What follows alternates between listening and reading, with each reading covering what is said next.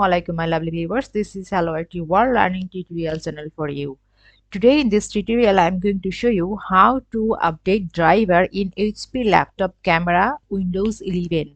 So for this case we will go to the search option. So here I will write and I can write the control panel.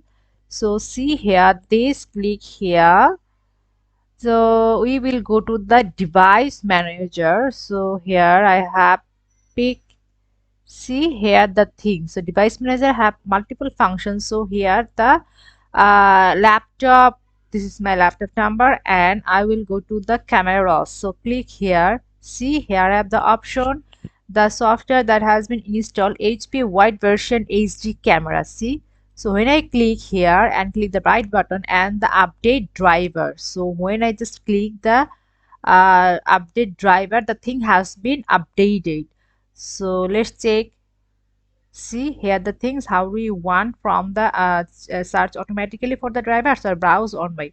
So according to this I will go to the things. So in this way I can sort out this problem. So thank you so much for watching this video. Please subscribe this channel.